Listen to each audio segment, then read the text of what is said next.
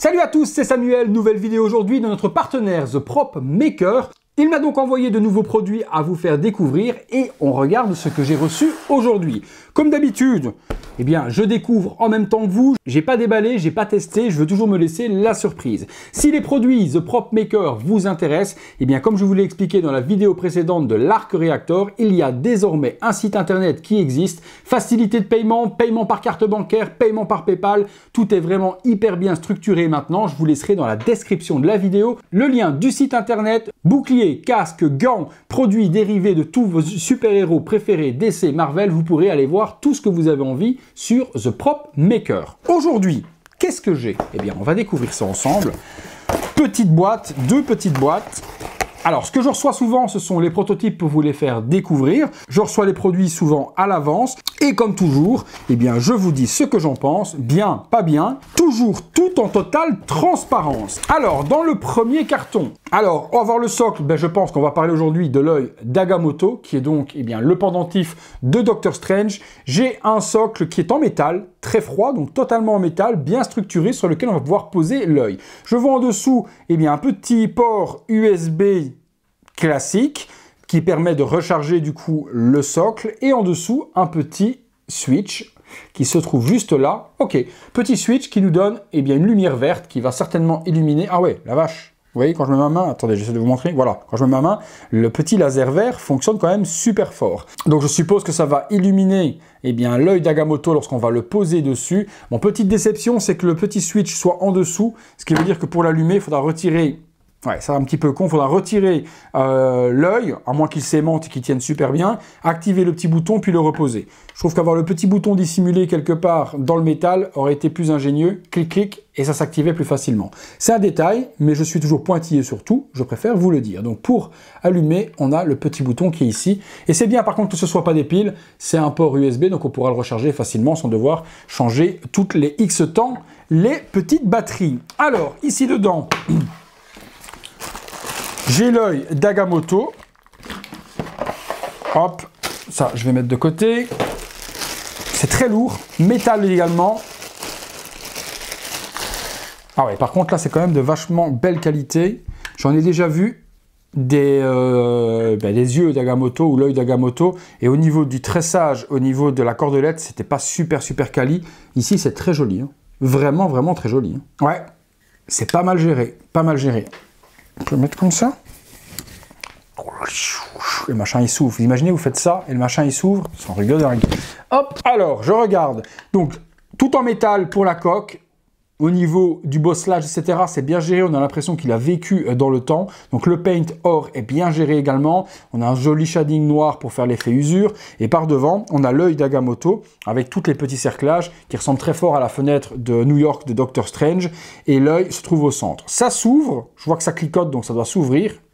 Je cherche comment. Voilà, ça s'ouvre effectivement. Et la même chose, on a un petit bouton on-off qui active un light-up. Ok, vous voyez, même chose dans ma main, j'ai un light-up vert qui va illuminer eh bien l'œil d'Agamotto à l'intérieur.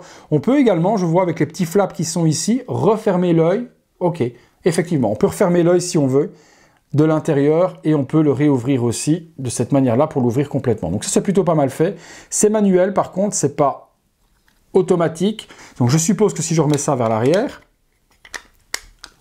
ok, donc l'œil s'allume beaucoup mieux. Ici, avec toutes les lumières, vous le verrez peut-être pas bien, mais l'œil s'illumine bien vert. Moi, je le vois super bien, avec à l'intérieur comme une petite constellation, plein de petites billes dans la perle, qui est super jolie. Alors, donc, du coup, on peut le porter, comme je vous l'ai montré tout à l'heure. Ça se porte. Et ça se... Aïe! Vous avez vu ça? Je vous déconseille d'avoir des grandes oreilles, parce que quand ça veut sortir, ça coince. Hop! On plie du coup ceci, ça se pose dessus. Ok, ça se pose comme ça, d'accord. Une fois qu'on trouve, et puis du coup, je peux allumer la petite lupiote. Je regarde de face. Ouais, ok, c'est super joli parce que du coup, ça illumine tout le bas. Avec les lumières, c'est peut-être moins facile à voir, mais bon, vous savez que vous pouvez me faire confiance quand il s'agit de light-up. Si c'est pas bon, je vous en parle. Et là, on a donc l'effet de lumière vert qui va illuminer le bas du socle de l'œil d'Agamotto. C'est pas très cher, c'est un petit produit qui coûte pas cher du tout, donc je vous laisserai aller voir sur le site The Prop Maker si ça vous intéresse. Vous aurez le lien en description. Et si vous voulez eh bien, vous faire tous les artefacts de Marvel et tous les objets dérivés de vos super-héros, marteau de Thor, l'œil d'Agamotto, également l'orbe, vous pouvez trouver les bâtons de Black Widow, tout ça se trouve eh bien, sur The Prop Maker et vous pouvez vous faire une superbe étagère avec toutes les réplicas de vos super-héros, aussi bien du côté Warner que du côté eh bien, Marvel. Ça, je trouve que c'est quand même super joli à exposer. Juste, comme je vous dis, dommage que l'illumination se fasse manuellement et avec des boutons en dessous et à l'intérieur. Sans ça, c'était 100%. Là, je dirais 90% de satisfaction pour moi parce que c'est manuel pour les light-up et qu'il aurait été plus ingénieux de les faire différemment pour qu'on puisse activer sans devoir démonter. Parce que la beauté de ces produits, c'est forcément quand tout est illuminé. Mais par contre, une fois illuminé de la sorte, c'est plutôt pas mal géré. Plutôt pas mal géré. Voilà les amis, c'était juste une petite vidéo sur cette petite artefact de Doctor Strange, l'œil d'Agamotto sur son joli socle. Socle métallique, œil métallique, très beau cordage également pour la partie à mettre autour du cou.